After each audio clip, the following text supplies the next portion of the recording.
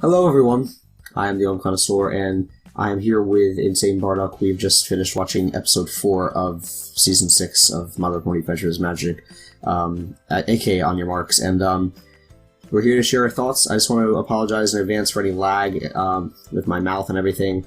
I'm using OBS, and it's not wanting to behave. And usually when I do my thoughts, I just use the regular camera feature on I have Windows 8, so I can just like record and such. But whatever, using OBS. So maybe if you want to just listen to this while you're doing anything, sort of like a podcast, we're just going to talk about our thoughts. So, hello, Bardock. Hello. Hello. So yeah, the episode was alright. I mean, it's not one of the best ones so far. I mean, I know you haven't been watching much of season 6, but I'm not going to say this was the best one out of the 3, I guess technically 4 episodes we've had.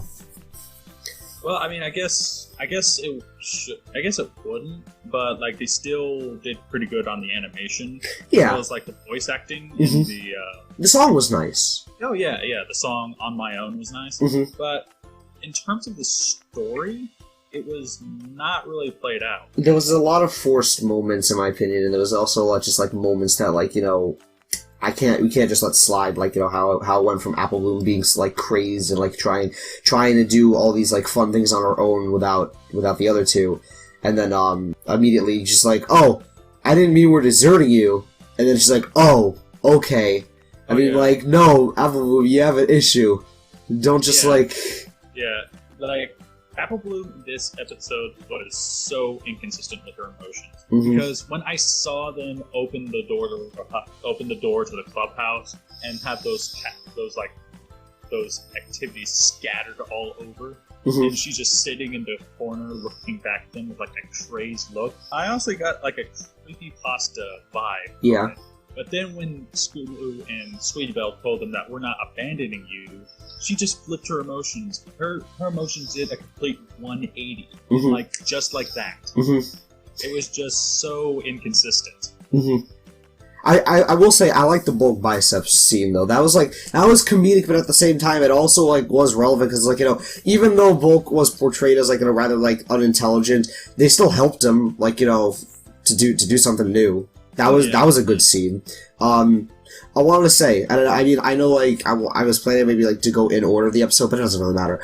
The song, right? You were saying how how when Sweetie Belle was giving them the music sheets and they couldn't sing at all, and now Sweetie Blue was doing this. First off, that's happened before, right? Because that literally happened in Rainbow Rocks, where Twilight's like, oh, I can't sing. Oh, wait, no, wasn't that Rainbow Rocks? It also in terms of the Cutie Mark Crusaders, this also happened during season 1 too, because if you remember, it was when the talent show episode, and basically they were all trying to do a musical, they were trying to do a song the Cutie Mark anthem, which by the way, if you listen to the remix, it's fantastic. It's fantastic.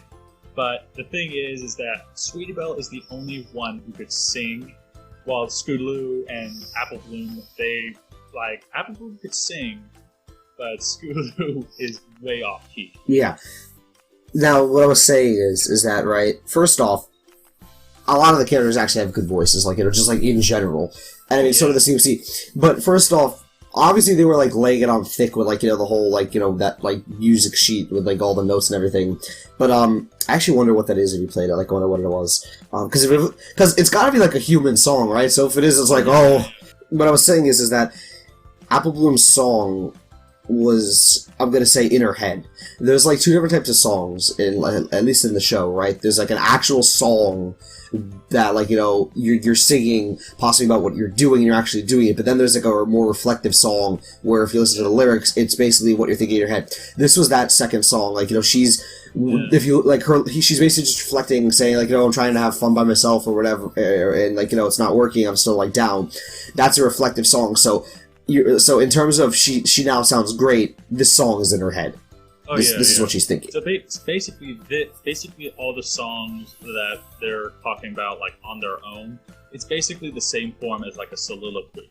Yeah, like we said before, with towards the end, with helping whoever that young Colt was get his cutie mark with dancing and everything. At least at least on what was it, facing his fear of stage fright and everything.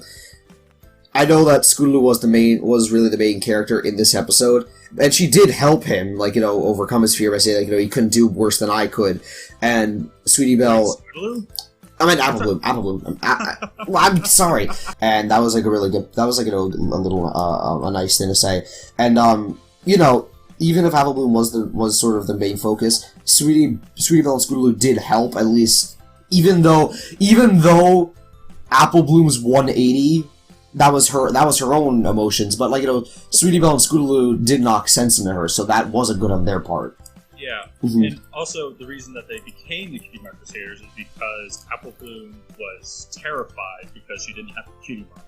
And also, I just want to say this: I do not like their cutie marks at all. Yeah, because I get that they're Cutie Mark Crusaders and they're friends and all, and their cutie marks are supposed to symbolize the fact that they are the Cutie Mark Crusaders. Well, it's not even just that. It's just that, like, they're meant to, like, be with each other and help out, like, and help others with their problems just together. Yeah, but the thing is that they all have their individual skills. Yeah. So basically, like in Twilight Time. So, like, their cutie marks should represent the skills that they have as individuals instead of being as a whole. I agree with that, because the whole point is that cutie marks is what makes you special, individually, and they're all helpful in terms of helping others with their problems and cutie marks and such, and, like, it basically sort of goes against, like, Twilight Time, right? Like, because we've seen, like, their skills, like, how, like, how Sweetie Belle is, like, is good at, like, singing or whatever, and Scootaloo is good at, like, at tricks and, like, on the scooter and everything, and fixing things. She's good at acrobatics as a whole. And then Apple Bloom was learning about the potions and such, and she could be a hard worker too. Honestly, like, it's not just the potions; it's construction in general. Yeah. Well, you could say the same for Scootaloo, right? She was trying to rebuild the scooter or the bicycle, or it was the scooter. Anyway, the whole point is that those are their individual talents, and I wouldn't say that they're secondary to what their cutie marks are now. They are what makes them individual, and that's what this episode touched on. Like, it says, like, because, like, when they said, like, maybe we should all, like, do what we like on our own. As friends, you sort of do things together, even if the one person doesn't like it. First off, you can at least pretend to like it, or at least maybe it'll get you to like it. And secondly, you can all find something that you all like to do. For instance, when they did the flashback of, like, the things they did together, they enjoyed doing them together.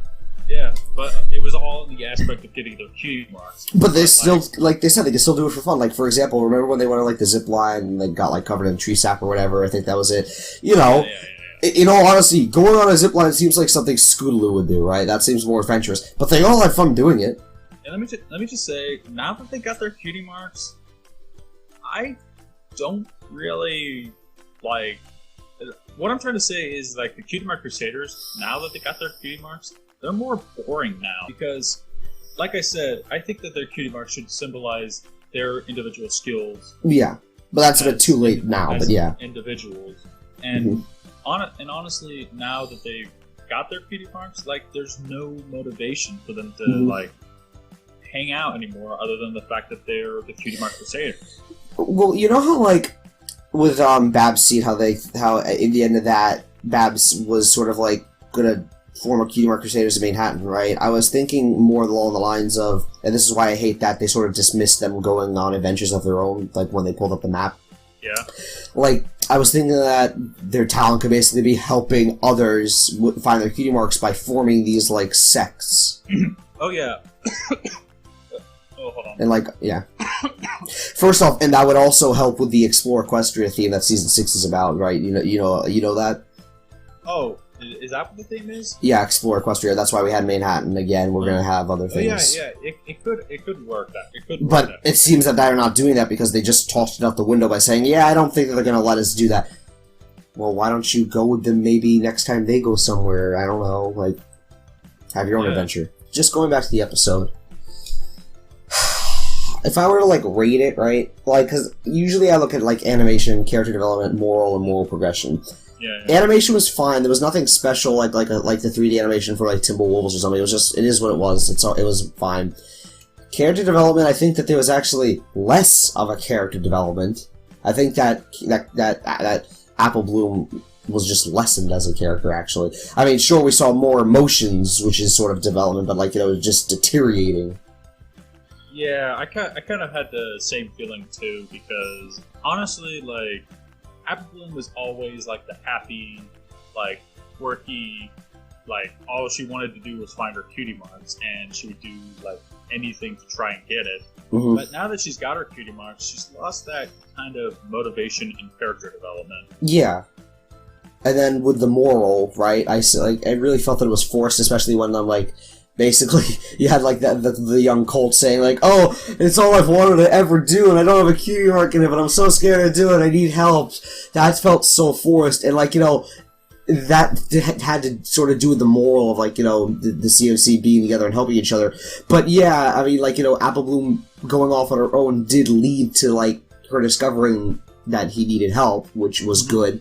But it's just like there were forced lines that had to lead to the end of the episode, and that's why like, the moral progression is like, eh. But the moral itself is good, like, oh yeah, taking time to like, do things on your own, and like, do what you like on your own, but at the same time be with your friends, like, and help other people together and alone. Oh yeah, Hasbro does not shy away. They do not like leave anything to the imagination when it comes to the morals, because the moral is fucking excellent. It's just the story, character development. They could have probably done this in another way. Yeah. I mean, I really like. The problem is I'm such an optimistic person, but I'm gonna have to say like a 6, 7 out of 10, like, something like that, right? What do you think? In terms if you were to just rate the episode, yeah. I think the most generous I could probably say is that this would probably be like a 7. Yeah, I mean, like, it's not the best, it's not bad, but it is at least decent. Like I said, the animation's good, and the song was excellent. Yeah. And like the lip syncing as well as like the voice acting was pretty good. Even for like Sweetie Belle, because it shows that she's actually growing up. Yeah. Because shows that she has a taste in music, at least like very, very challenging music. Oh yeah. Speaking of which, where the fuck did she get that? I mean, Rarity doesn't sing much. I mean, she does. But... I want to point out one thing, and then I think we'll end off because it's actually getting a bit long. Yeah. Diamond Tiara and Silver Spoon. Silver Spoon basically like tells Diamond Tiara off for like using her, or something along the lines of that, and actually just runs away.